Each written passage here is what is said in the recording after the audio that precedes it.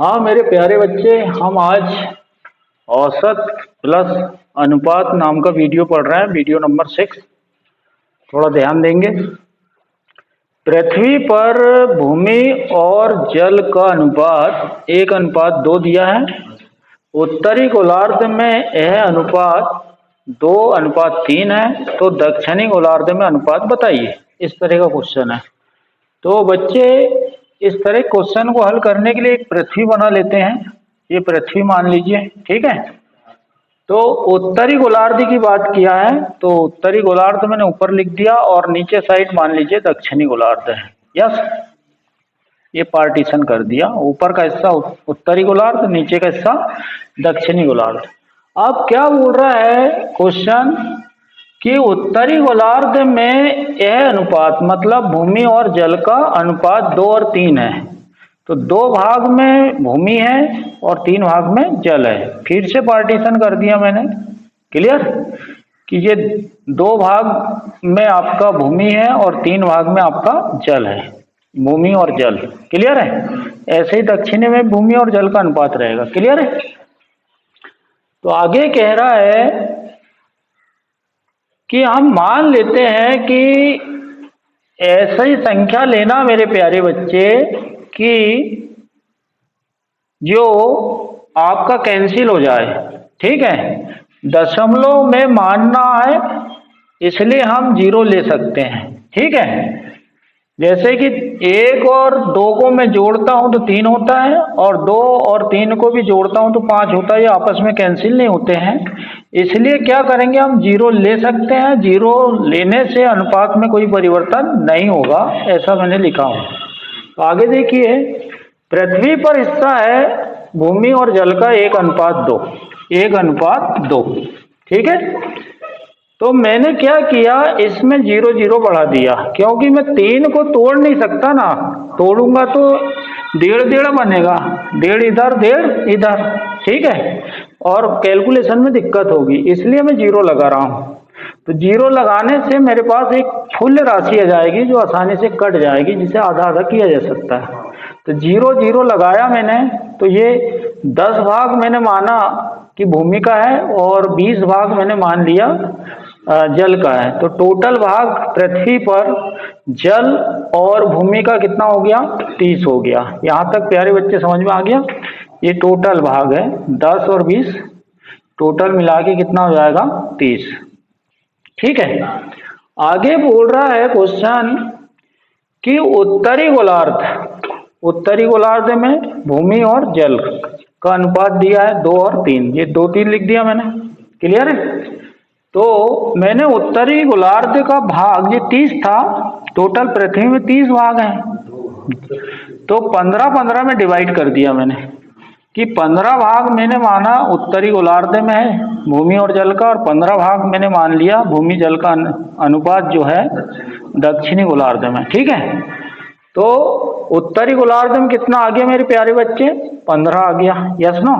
और वो क्या कह रहा है कि 2 और 3 भाग है, तो टोटल दिया है तो टोटल 15 लिखा, और यहाँ का टोटल किया मैंने तो 5 आया।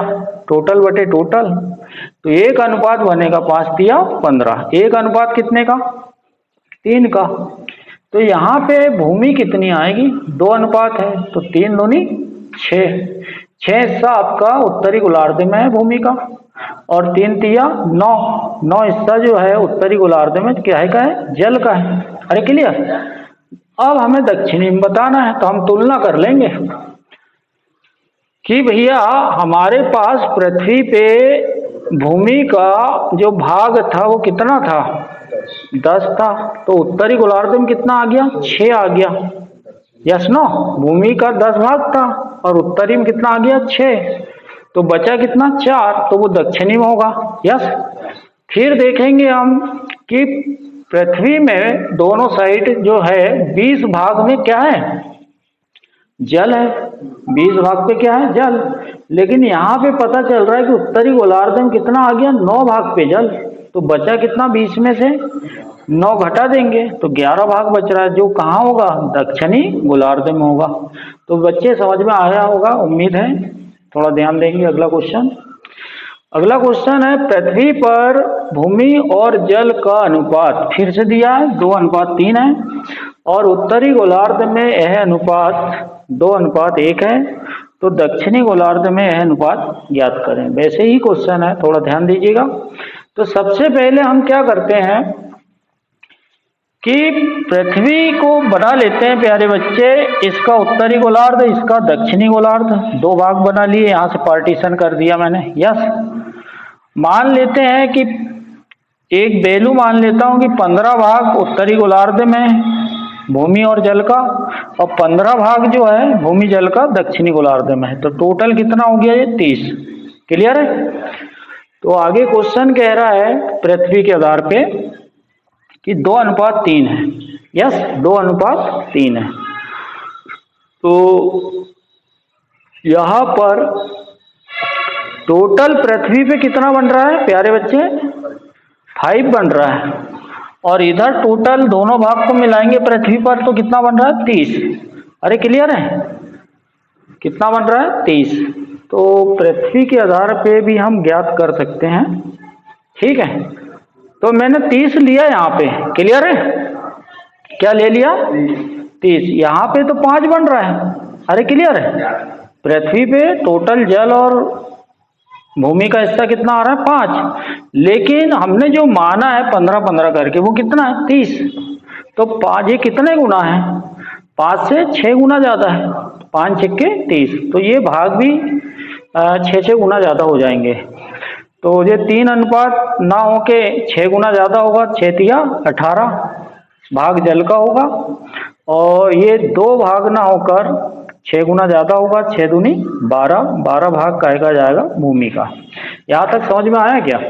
तो हमें पृथ्वी पर पता चल गया है कि 12 भाग जो है वो काहे का है? भूमि का है, और 18 भाग जो है वो काहे का है? जल का है। ठीक है, अब उत्तरी गोलार्ध पे आते हैं। उत्तरी गोलार्ध में कितना भाग है? 15। देखते हैं, 2 और 1 अनुपात में भूमि जल दिया है। तो यहाँ पे टोटल कितना दिया प्यारे बच्चे? 15 दिया है, और यहाँ पे टोटल कितना आ रहा है? 3 आ रहा है।